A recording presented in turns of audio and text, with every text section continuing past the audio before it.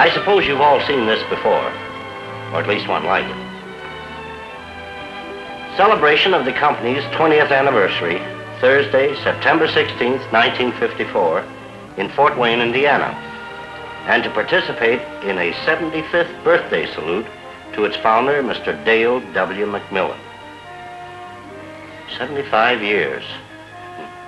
That's a long time. I didn't realize he was that old. 20th anniversary of the company. Well, that sounds like reason enough for celebrating. Sounds like a real party. Let's see. September 16th. That's on a Thursday. Sure, I can arrange to go. You know, I'll bet that was the normal reaction of pretty near everyone who was asked to have a part in this celebration. A little, not too impressed. Oh, glad to be invited.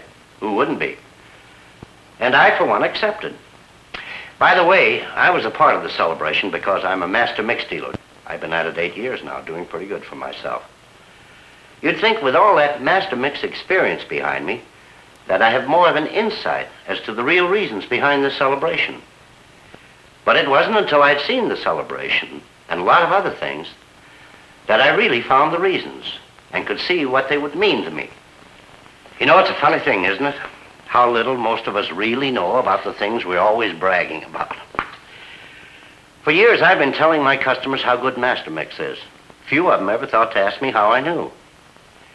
I suppose it's natural for people in our business to take a thing like that on faith. We know the end product is good, so we assume the way it's made is good. But I, for one, never consciously thought of the multitude of skills, the tremendous organization, the vast amounts of equipment and money that lie behind making what we sell. Of course, if it weren't for things like that, the word quality could mean bad just as well as good. Of course, words like quality are merely words. Everybody uses them pretty loosely. It's only when you start to think of what they really mean that they begin to take on any true significance. Take this projector, for example. The minute you see the well-known name on it, you think to yourself, this is top quality. And when you inspect it and see how well made it appears to be, your opinion is strengthened. And of course, the final clincher is when you use the product. And that's just what I did. You know, my birthday was just 3 weeks before the anniversary celebration. And when my wife gave me the camera and the projector, about my first thought was to take pictures of the event. Of course, at that time, I didn't have the slightest idea that it would cause me to run all over the country taking pictures. But after hearing what Mr. Mack and Ward Cullen and the others had to say at the Coliseum, I couldn't help but think, what makes these guys tick? Where did they get all this enthusiasm? It wasn't doubt that entered my mind. Rather, it was I wanted to see for myself. I had a vacation coming, and I hadn't planned anything in particular. So I thought I'd just visit these places and take pictures of them and show them to you.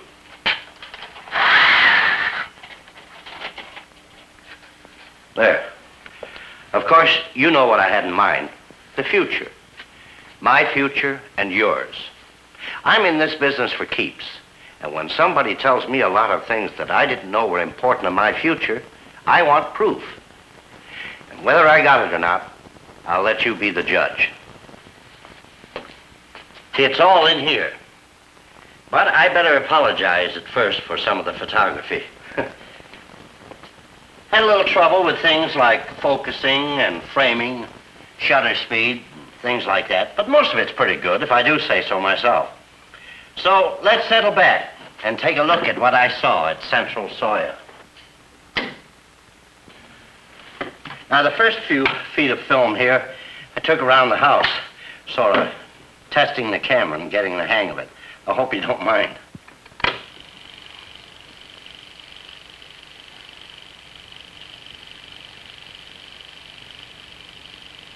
This is the first outdoor shot I made.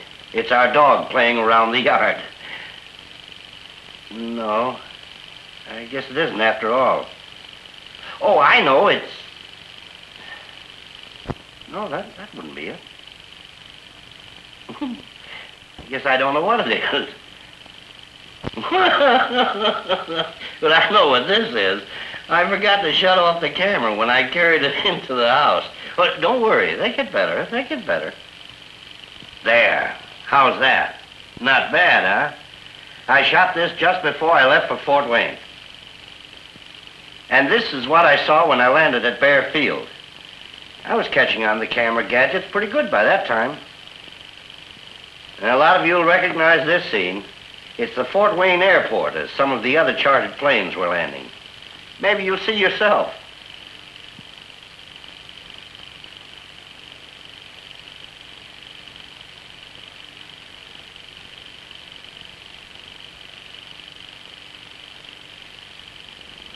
Whoops. Had a little trouble there. People don't ordinarily rush around that much. There, that's better. And that's about the last time I really goofed with the camera. And now we're in it. And how about giving this show a real professional touch by turning on the phonograph? We'll get some high-class background music.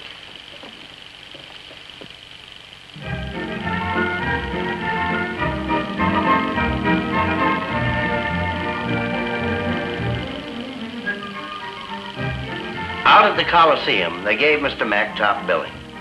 I don't see how Fort Wayne could absorb the number of people that came that day, let alone how the host could take care of them. They jammed the hotels, swamped the parking lots, and filled almost to capacity this enormous Coliseum, one of the largest in mid-America. Well, I hadn't any idea of what to expect at this celebration, but I didn't expect this. I guess nowhere else in the world but here in this country could such an event occur. This voluntary mass celebration of a man's birthday and a company's anniversary. All these people.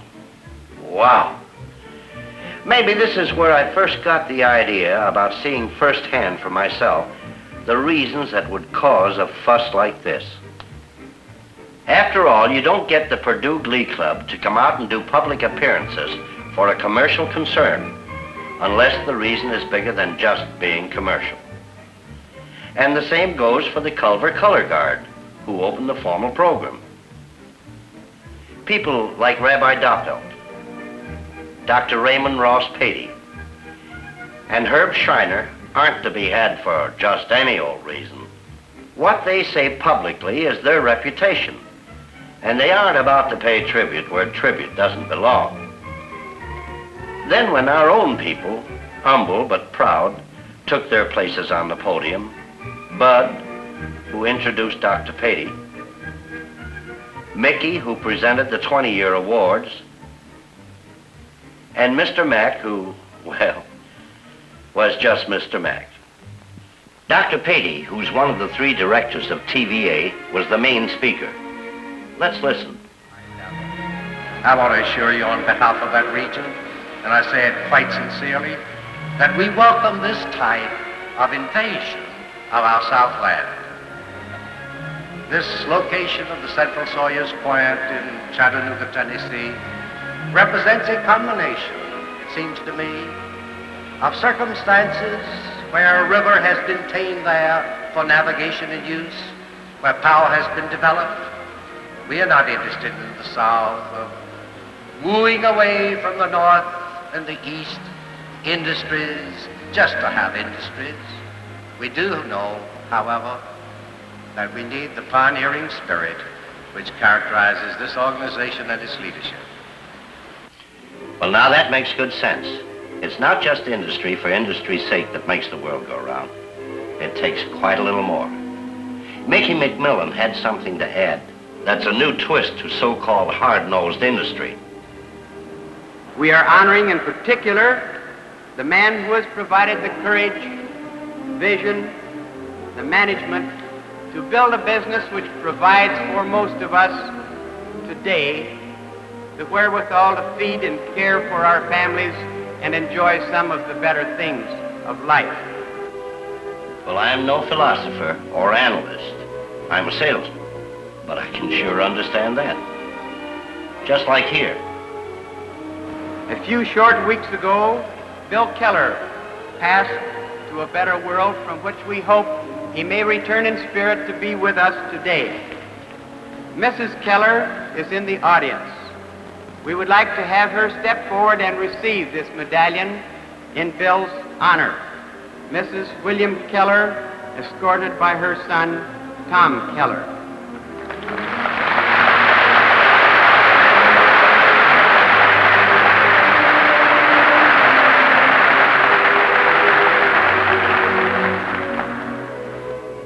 So service becomes an important ingredient along with leadership. It's funny how the simple principles of good living are the vital parts of a successful business. That's Ward Callan talking now. He was associated with Mr. Mack and the company when it was founded. I guess no one could be better qualified to speak about the history and progress of Central Soya and Macmillan feed mills. In 1933, when many men were still hiding in cyclone cellars, bewailing the Depression, Mr. Mack came to Decatur, Indiana, bought an old abandoned sugar mill, drove out the sparrows, and put men back to work. It was within the walls of that old sugar company that the Central Soy Company was born. It started with a capital of $125,000. From six expellers in December 1934 to the outstanding soybean processing and feed mill in America in 1954. Today, with a net worth of $37 million and cash sales of $150 million a year. And did I ever get a load of just what Ward Callan was talking about when I went to Decatur? Why, each one of these silos holds 35,000 bushels. And at Decatur alone, there are 238 of them. A total capacity of 8,500,000 bushels. That's the yield of over 400,000 acres of soybeans. Of course, Decatur is only one of the plants. There's the Gibson City plant, with storage for 6,500,000 bushels and production capacity of 150,000 tons a year. Marion, Ohio, with storage for 2,500,000 bushels and feed capacity for 65,000 tons a year. Then the new Chattanooga plant that can store 3,500,000 bushels, and its new feed line can produce over 100,000 tons a year. Coupled with the production output of Harrisburg, Pennsylvania, and Memphis, Tennessee, you just start to get the idea about the size and the growth of the company. But it's not until you examine things more closely that it really strikes home. For instance, the belt conveyors. Why, there are miles of them. And so many buildings, you can't count them.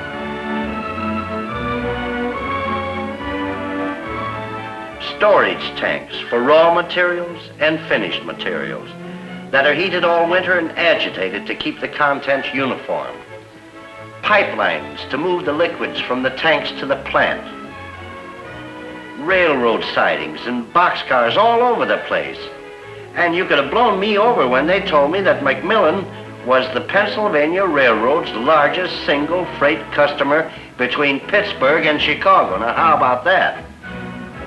And the truck traffic is terrific.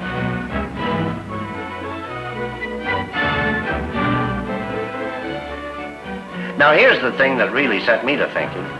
It's the company's original soybean solvent extraction plant at Decatur, Indiana.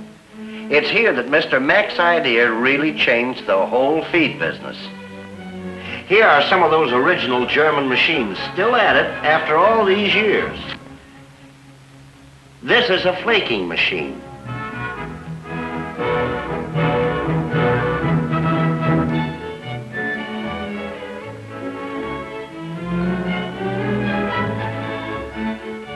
After the beans are cleaned, dehulled, and conditioned, it flakes them to an exact thickness. Exact? They measure them with a micrometer. I guess that's making sure. Anyway, they're flaked. so the solvent can soak through them and take the oil right with it, leaving the protein in the flakes. Here at the new solvent plant at Chattanooga, engineering genius over the last 20 years is so evident that even I can tell it. This is the last word in a soybean extraction plant with complete automation. It's almost a one-man operation, operated from this giant pinball machine. That's right.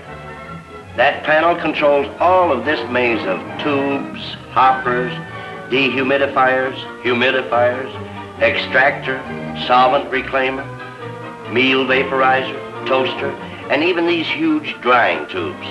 What do you think of that? And this plant can produce all the miracle meal needed to manufacture master mix feeds and serve Central Soya customers in this entire area. You know, when you see something like that, you can't help but think, well, everything's been done. Nothing new to invent, no new worlds to conquer. However, Bud McMillan has a little different slant, which I think you'd like to hear. It is our constant desire and responsibility to be aware of increased needs and to take those steps which will make available the supply and satisfy demand. Our expansion program of today is an outgrowth of this awareness, and our new plant at Chattanooga, Tennessee has resulted from such a policy. Among the many reasons why Chattanooga was chosen as the site for this new operation is the Tennessee River. It is a natural thoroughfare, a low-cost system of transportation linking our operation there with other ports and the major sources of raw materials. As could be expected, an entirely new set of circumstances confronted us. The river has its own unique set of problems. Barges and towboats were required, which resulted in the forming of the A&D Barge Line, a company-owned and controlled river shipping company in itself. New trades had to be learned. New equipment had to be purchased and installed capable of handling barges holding 25 carloads and better. Unloading equipment operating at a rate of 14,000 bushels per hour was imperative, and its synchronized belt conveyor completes but one phase of these intricate but gigantic new additions now operating in Chattanooga. New location, new markets, new techniques, new jobs, new economies, new opportunities. We are proud by this method to take part in helping agriculture and all mankind through the American system of free enterprise. Well, I guess there are plenty of new things left to work on, at least for those that have eyes to see them. And they have to be good for everybody, or they're no good for anybody. Oh, there's that car unloader. Maybe this will give you an idea of the volume. This is how they unload a car of soybeans before they're processed.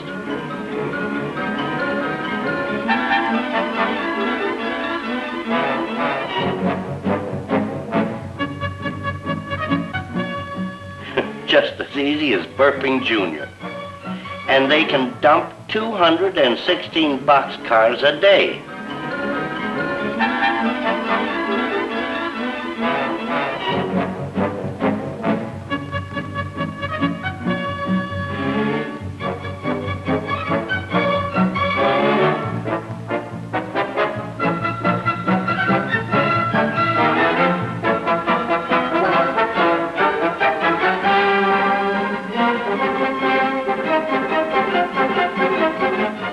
And this belt conveyor can carry it away just as fast as the cars are unloaded.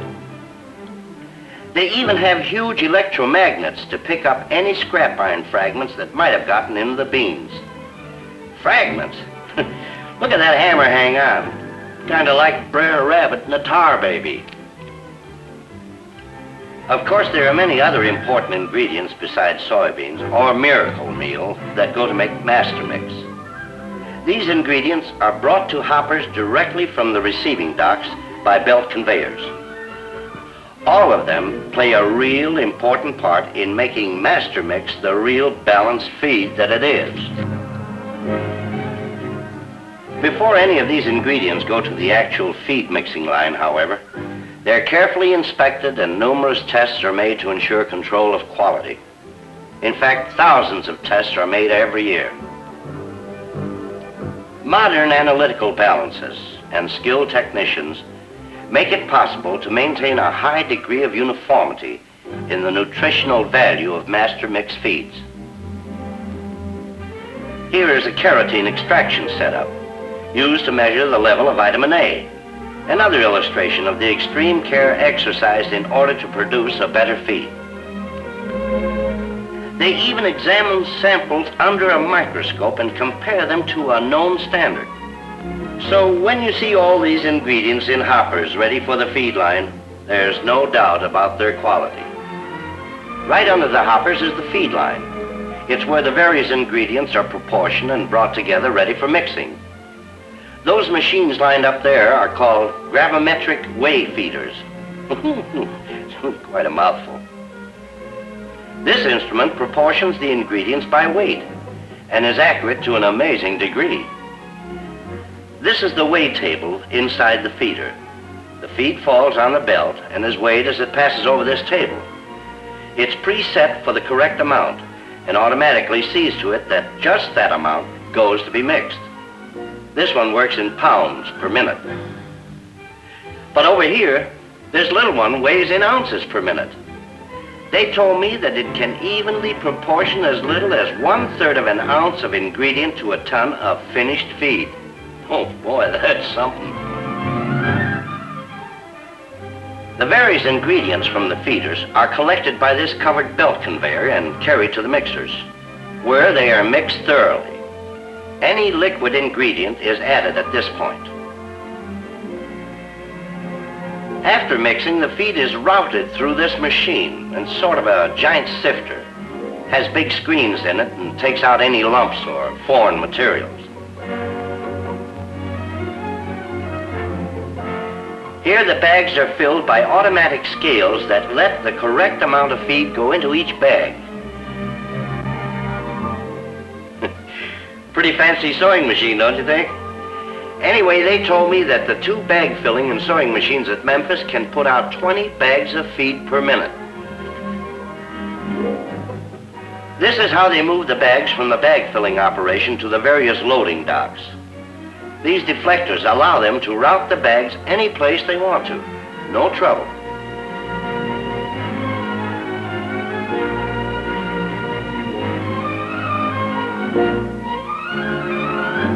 If it's to be shipped by rail, this manure car loader makes short work of it.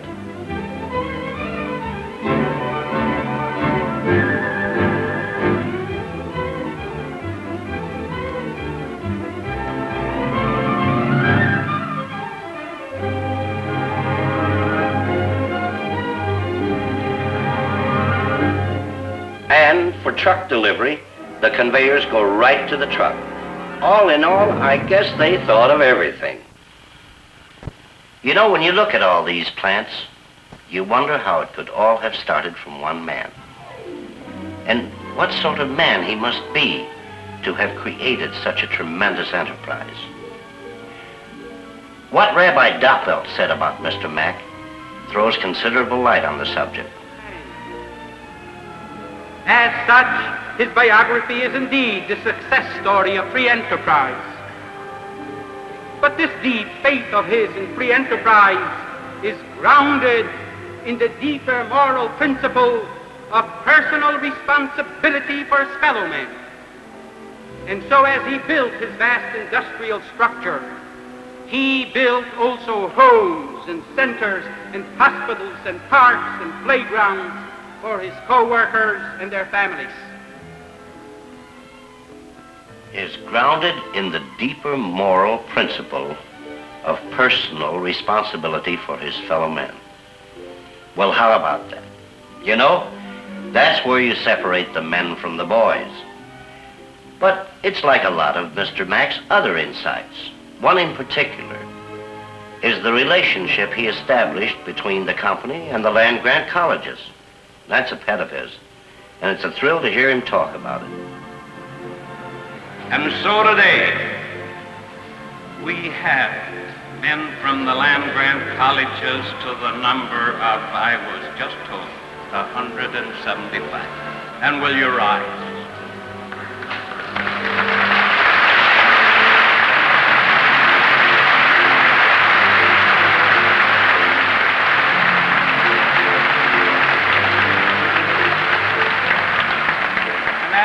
Gentlemen, all stand. Let me say that this company will succeed and will prosper as long as the management of our company and the management of these land-grant colleges of America work together for the benefit of agriculture.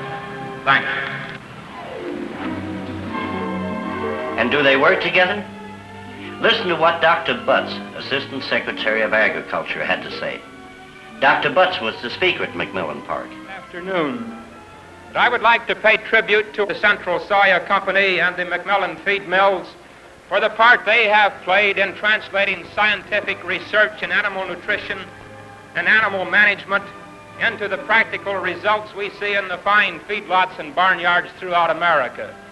For they are in close contact with the scientists and place the latest scientific investigational findings into their feed bags so rapidly it amazes those who do the scientific research.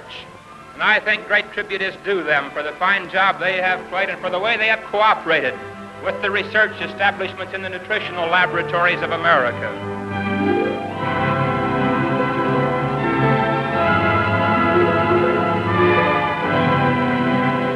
Today we need that great spirit of dedication that has made this country great. That is the faith in God and in our country. We're true to our heritage. All of those things will happen. We may face the future with unshakable strength, and we will be sure of ourselves and of our destiny.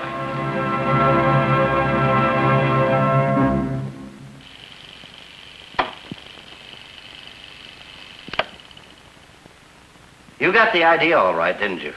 The feeling I had when I shot this film? That sense of something special I told you about. Well, it's the brains, the intelligence, the dedication, the will, the philosophy. For the first time in my life, I realized what a magnificent organization I've been representing all these years. An organization that isn't just a big corporation, a soulless, sort of inanimate thing, but a real down-to-earth human structure made up of men who are proud and skilled in every sense of the word. Men who get a heap of satisfaction out of what they do. And that's what makes it possible for Central Soya to do the great things it does. Day after day, week in, week out, year after year. I'm glad to be a part of an American enterprise like that. Say, by the way, I forgot to tell you what I call my invitation, didn't I? This is my passport. It let me make the trip. I'm going to keep this on my desk from now on, just to remind me of my part in a new look